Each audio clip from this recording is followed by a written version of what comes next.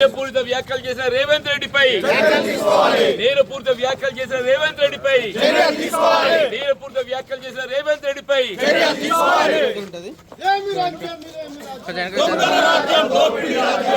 చందన్ వెనకరా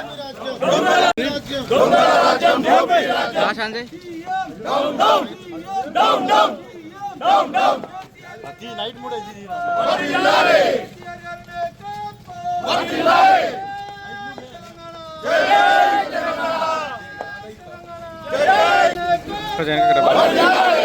నేరపూరిత వ్యాఖ్యలు చేసిన రేవంత్ రెడ్డిపై నేరపూరిత వ్యాఖ్యలు చేసిన రేవంత్ రెడ్డిపై నేరపూరిత వ్యాఖ్యలు చేసిన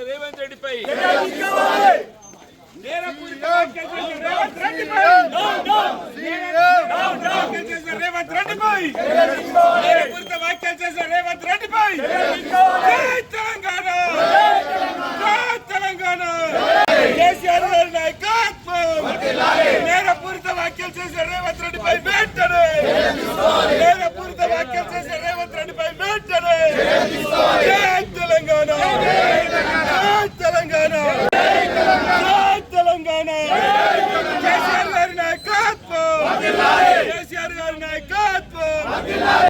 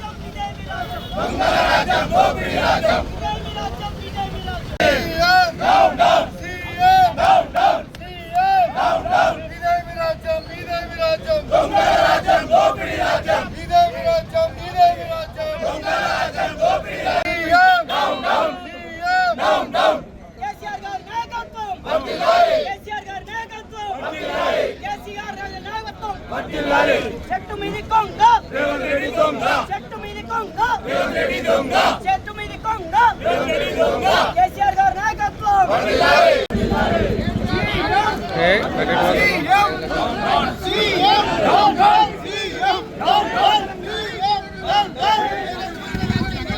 నేరపూరిత వ్యాఖ్యలు చేసిన సీఎంపై వెంటనే నేరపూరిత వ్యాఖ్యలు చేసిన రేవంత్ రెడ్డిపై నేరపూరిత వ్యాఖ్యలు చేసిన రేవంత్ రెడ్డిపై నేరపూరిత వ్యాఖ్యలు చేసిన రేవంత్ రెడ్డిపై నేరపూరిత వ్యాఖ్యలు చేసిన రేవంత్ రెడ్డిపై వెంటనే చర్యలు తీసుకోవాలి నేరపూరిత వ్యాఖ్యలు చేసిన రేవంత్ రెడ్డిపై వెంటనే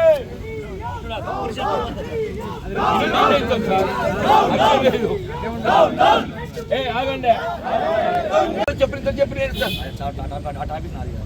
అదే టాపిక్ నేను ఎక్కడో చెప్తాను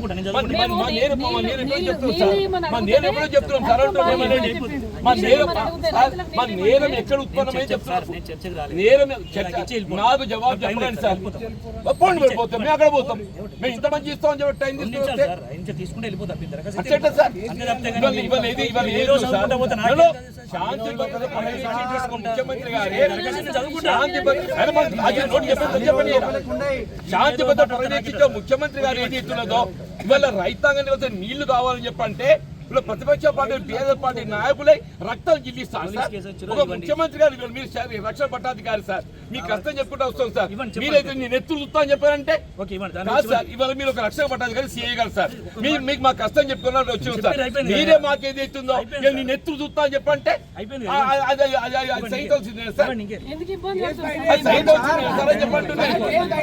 ముఖ్యమంత్రి గారు ఏదైతుందో స్వయంగా ఏదైతుందో ప్రతిపక్ష పార్టీ నాయకులు కేసీఆర్ గారు కానీ కేటీఆర్ గారు కానీ హరీష్ రావు గారు కానీ నెత్తులు తలితే పొలాలు పడతాయట. ఏం సార్ మనుషులు ఎత్తులు తలితే పొలాలు పడతాయి సార్? ఒక జర్నలిస్ట్ అడిగిన ప్రశ్నకు సమాధానం ఏ విధంగా చెప్పిర్రో నిన్న రాష్ట్రంలో ఉన్న ప్రజలందరూ గమనిస్తూ ఉన్నారు.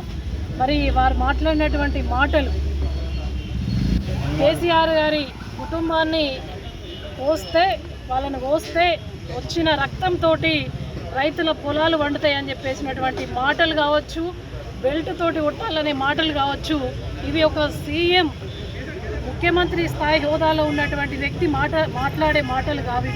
ఒక హింసను ప్రేరేపించే విధంగా మాట్లాడినటువంటి మాటలు. ఇలా ఒక చిల్లర రౌడీ, ఒక వీధి రౌడీ లాగా ఇలా రేవంత్ రెడ్డి మాట్లాడుతూ ఉన్నాడు.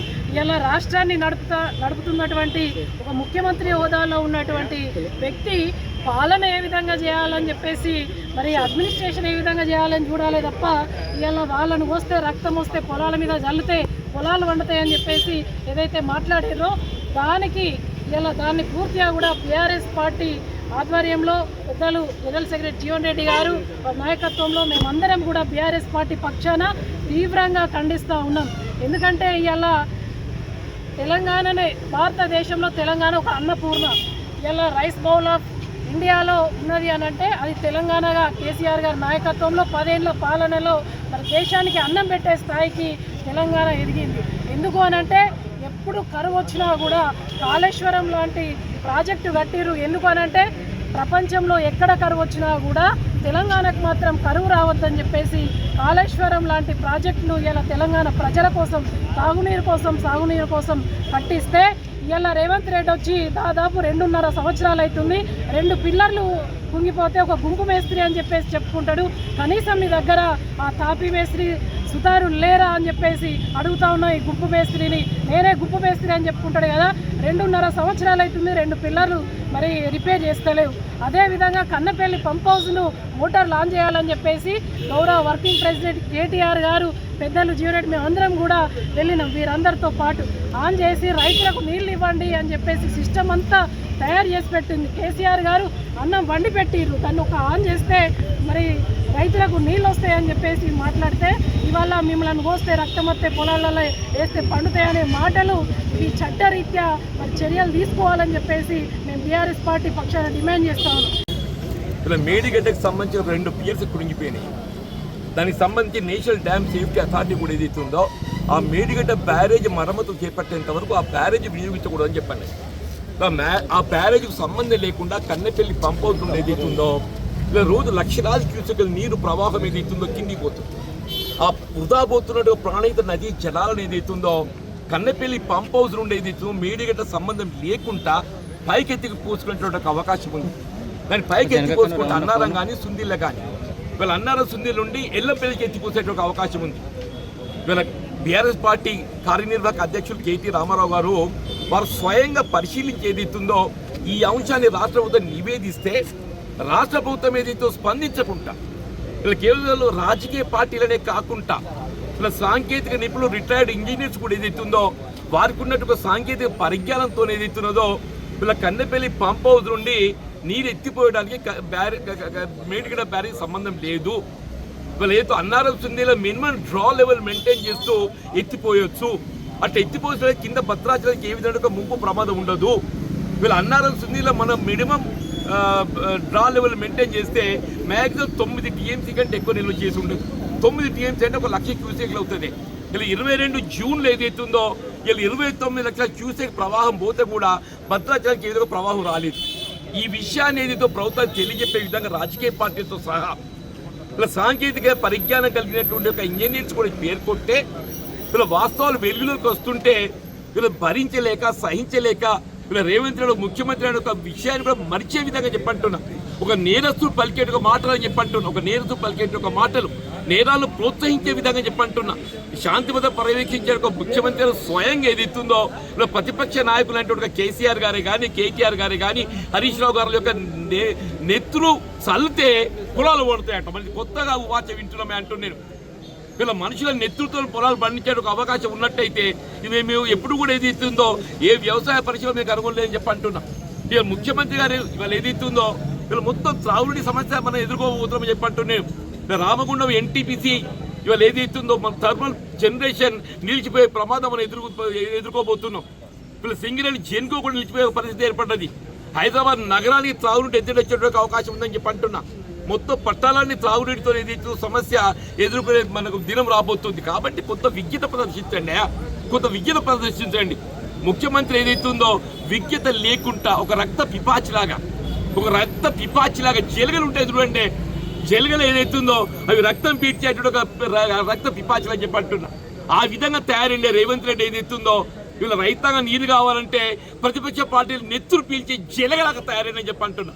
కాబట్టి అది చేసిన వ్యాఖ్యలపై ఏది ఇస్తుందో సంబంధిత పోలీస్ శాఖ జగిత్యాల బీఆర్ఎస్ పార్టీ ఏది ఇస్తుందో సోదరి వసంత గారు కానీ నేను కానీ ఇక్కడ మున్సిపల్ పట్టణానికి చెందిన మున్సిపల్ వైస్ చైర్మన్సే కానీ గతంలో బాధ్యత కౌన్సిలర్సే కానివ్వండి సర్పంచ్లే కానివ్వండి వీళ్ళ బీఆర్ఎస్ అందరం కూడా చెప్పంటున్నాను. వీళ్ళ టౌన్ సిఐ గారితో 7:30 గంటలకు వారు ఒక పట్టణ సిఐ ఒక బాధ్యత గల ఉన్నత అధికారి ఏది ఇస్తుందో మా సమస్యలు చెప్పుకుంటే మాకు అండాన్ని సమయం తీసుకొని స్టేషన్కి వస్తే వారు ఏది ఇస్తుందో మా సమయాన్ని కూడా కాదని ఏది ఇస్తుందో మేము 15 నిమిషాలు స్టేషన్ ముందు కూర్చున్నాం. 10 నిమిషాలు స్టేషన్ ముందు కూర్చున్నాం. ఇలా రోడ్ ఎక్కే పరిస్థితి తీసుకురావడానికి ఏది ఇస్తుందో సిఐ గారు బాధ్యత వహించాలని చెప్పండి. వీళ్ళు మీరు రోడ్ ఎక్కే పరిస్థితి రావడానికి కొరకు ఏది ఇస్తుందో పట్టణ సిఐ గారు బాధ్యత వహించాలి. మేము వారి సమయం తీసుకొని వచ్చినాం. మేము ఒక బాధ్యత గల ఉన్నత అధికారిగా ఏది ఇస్తుందో మా సమస్య వారికి విన్నవించుకుంటే దానికి ఏ విధంగా అండగలిస్తూ నేరాలని పరిశీలించి చట్టపరమైన చర్య తీసుకునే భావనతో మేము వస్తే ఇలా రోడ్డుకి ఇవాళ ఒక రాజకీయ పార్టీకి వంత పాడుతున్నట్టు చెప్పంటున్నా. ఇక్కడ పోలీసు ఉన్నతాధికారి చేసిన ఉంటే ఏది ఇస్తుందో దీన్ని మేము తీవ్రంగా ఖండిస్తున్నాం. ఇప్పటికైనా ఏది ఇస్తుందో ఇక్కడ రేవంత్ రెడ్డి గారు చేసిన వ్యాఖ్యలు నేరపూరితంగా ఉన్నాయి. కాబట్టి వారిపై వెంటనే ఏది ఇస్తుందో కేసు నమోదు చేసి ఎఫ్ఐఆర్ నమోదు చేసి ఏది ఇస్తుందో వారిని ఇలా భారత సంవిధానం కానివ్వండి పూర్వ ఐపీసీ కానివ్వండి వారిపై కేసు నమోదు చేసి చర్యలు తీసుకొని మాకు కావాల్సిందల్లా ఏది ఇస్తుందో ఇవాళ సాగునీరు త్రాగునీరు కావాలి. కన్నెపల్లి పంపులు ఆన్ చేయండి. మమ్మల్ని ఏదైతుందో రైతాంగానికి ఊరట కలిగించండి. మా భవిష్యత్తులో ఏదైతే అటు విద్యుత్ సమస్య కానీ త్రాగునీటి సమస్య కానీ రైతాంగాన్ని పంట పొలాలు కలిసిన నీటి సమస్య రాకుండా చూడాలని చెప్పని ప్రభుత్వాన్ని విజ్ఞప్తి చేస్తూ వీళ్ళు పోలీసు అధికారులు కూడా అయితే వాళ్ళ బాధ్యతతో ఏదైతుందో ఇలా ప్రజానికి అందరూ సమానంగా చూడాలని చెప్పండి. ప్రజానికి అందరూ కూడా సమానంగా చూడాలని చెప్పండి. ఒక రాజకీయ పార్టీని కాకుండా ఇవాళ ప్రజానికులు ఒక భాగంగా మనం భావించి ఏదైతుందో మాకేదైతుందో ఒక భరోసా ఇవ్వాల్సిన ఉన్నత అధికారి గారు ఈ విధంగా మరి ప్రవర్తించడం చాలా బాధాకరం. నేను దీన్ని బీఆర్ఎస్ పార్టీ పక్షాన తీవ్రంగా ఖండిస్తున్నాం. ఇవాళ భవిష్యత్తులో నేను ఏదైతుందో ఇవాళ శాంతి భద్రతలకు కాపాడే విధంగా ఏదైతుందో వీళ్ళ బాధ్యత గల వారి బాధ్యత నిర్వర్తించాలి. రేవంత్ రెడ్డి గారిపై తక్షణమే ఎఫ్ఐఆర్ నమోదు చేసి చర్యలు చేపట్టాలని డిమాండ్ చేస్తున్నాం.